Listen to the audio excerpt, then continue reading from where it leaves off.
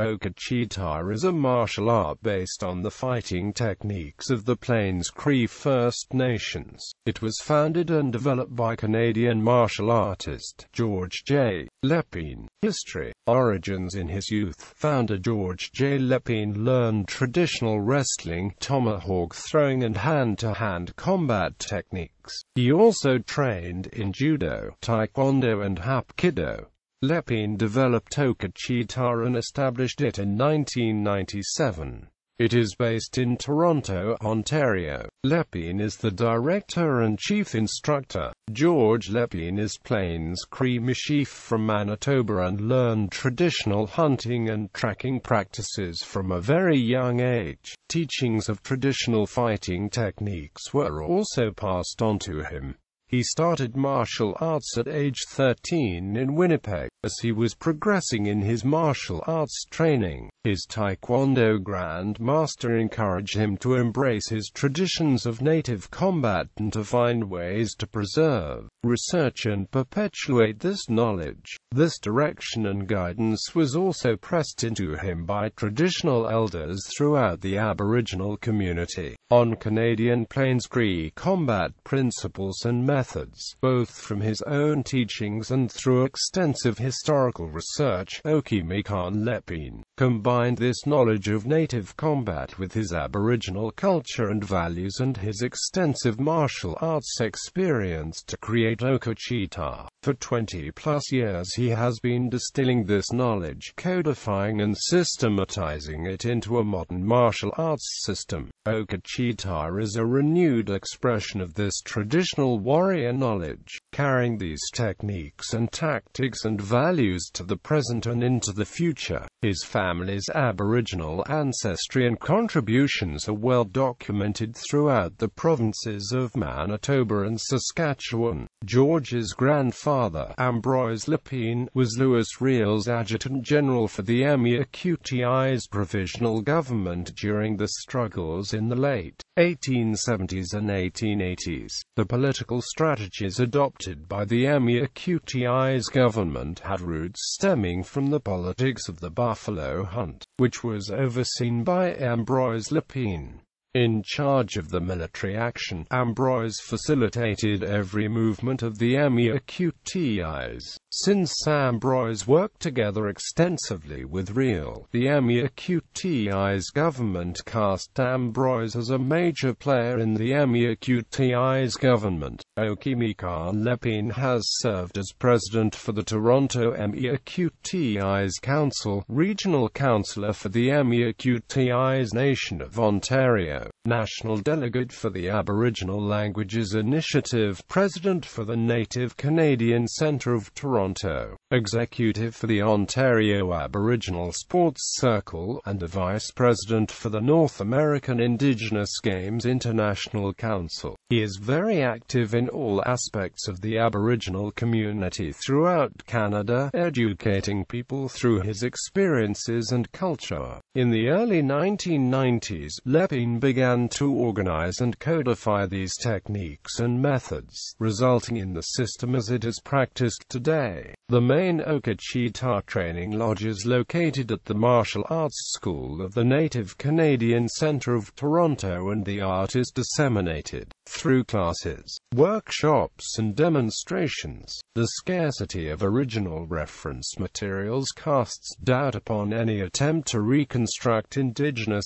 systems. Since the latter half of the 20th century, there has been an emerging acceptance of oral traditions as sources of historical record. Elder Vern Harper has been involved with Okichitaw from its early stages, advising and encouraging Lépine in its development. Harper officiates at Okichitaw ceremonies and promotions tests. Recognition. Lépine presented Okichitaw at the Chengdu World Martial Arts Festival in in 2002, where it was formally recognized as a unique indigenous martial art of Canada by the World Martial Arts Union. The Cheongju Festival, the largest festival of its kind, is an annual forum and showcase for indigenous martial arts, with the country of each art's origin fielding teams. For example, only Japanese teams may demonstrate karate, and only the Canadian team may present Okichitaw. In 2004 and 2008, J.Lépine led Okichitaw demonstration teams representing Canada at the festival.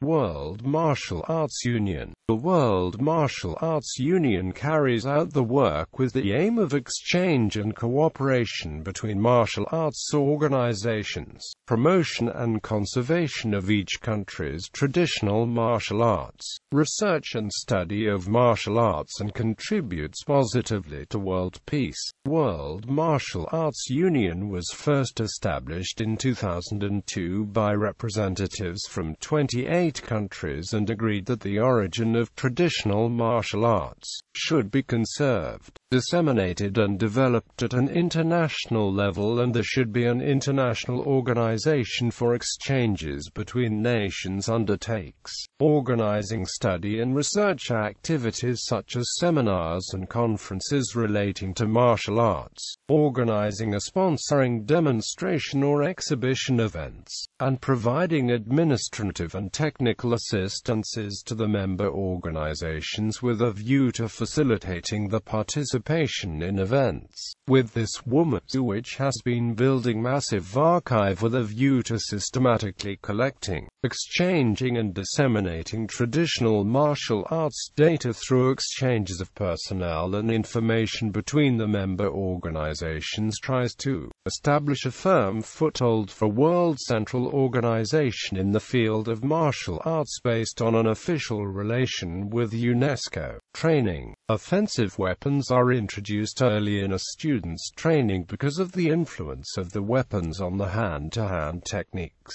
The main weapons used in the Okichitaw martial arts system are the gun stock, war club and the long knife, although only advanced students will train with these weapons. All hand techniques of Okichitaw are based on the hand positioning and attack applications of these specific weapons. The primary weapon of Okichitaw is the gun stock war club. These war clubs were originally a derivative of the flint musket rifle stocks, although later versions were made to simulate the rifle stock shape, and the Plains gun stock war club has a characteristic elbow in the stock in both the long and short versions. Tomahawk, short and long lance and Plains dagger are also part of basic Okichitaw training. Hand-to-hand techniques often assume the use of tomahawk and knife, but do not always rely upon the use of weapons. In Okichitaw, the hand positions are held as though there are weapons, in the same way that Aikido's kami position assumes the use of a sword, but, as in Aikido, the techniques do not presuppose use of weapons. Most Okichitaw techniques have both weapon and open-handed variations, but the focus is primarily through the application of hard forearm impact techniques. Defensive is in many martial arts. Much of training is based upon one-to-one combat. The attacker initiates the combat, are offering a physical threat using basic weapons, tomahawk and knife attacks, or a punch. The student demonstrating the technique responds to the attack, usually by immediately moving into the attacker's space with a combination of blocks, strikes, holds, rolls or throws to complete the technique. As in other grappling arts, rolls, flips and body dives are means of extricating oneself from an attack. In Okichitaw, these maneuvers are also methods of moving into a technique. The flip, roll or body dive are part of the takedown. Etymology. The word Okichitaw is based on the Plains Cree Okichitaw, an honorific applied to Cree warriors by the elders after a younger man had proved himself in battle. Okichitaw was used to describe the warriors within the community who had developed special skills used for survival, protection and warfare. The name Okichitaw was suggested by elders in Lépine's native Manitoba when he sought guidance in naming the martial art. Okichitaw was modified to be easily pronounced by non-Cree speakers. Philosophy,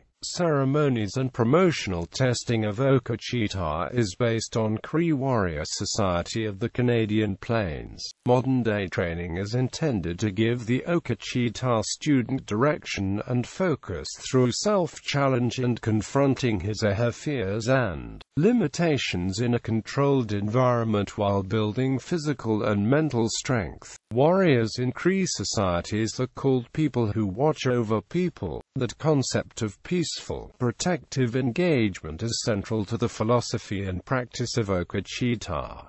Grandfather teachings: love, respect, humility, honesty, wisdom, bravery and truth are the 7 grandfather teachings that inform the training and application of Okichitaw. Every student is expected to adhere to these basic principles in all aspects of the training. Proper conduct is required from students in their daily lives and interactions. This includes a renunciation of unnecessary violence and a commitment to conflict resolution in their lives.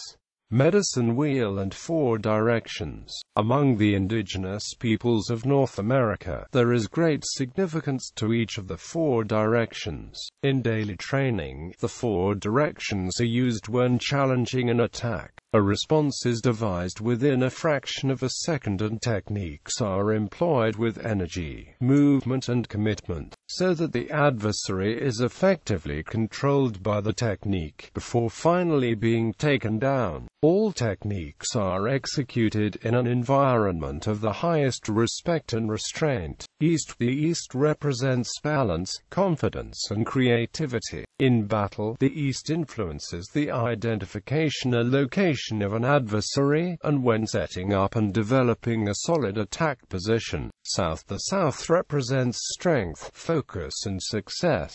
In battle, the South influences the brave, aggressive challenge of an opponent. The North represents courage, energy and knowledge. In battle, the North influences the control of an opponent with surprise or overwhelming force. The West represents challenge, choice, and proof. In battle, the West influences the takedown and finishing off of an opponent before moving on the next adversary. The teachings of the Old Ones also refer to the 7 grandfather teachings, which embraces good manners, courtesy, respect and consideration for others. Ethics, on the other hand, is a fundamental set of acceptable behaviors which codifies the spirit of the martial arts and which martial artists can rely on to develop their mind and body, and to guide their everyday actions, behavior and judgment. Ethics is an important part of the study of Okichitaw and sets the moral guideline for their practitioners. The principles outlined in Okichitaw training serve as the traditional, cultural and social standard by which practitioners are trained in Okichitaw. The foundation of these principles is the concept of non-violence, respect for oneself and others, loyalty to one's family, friends, teachers,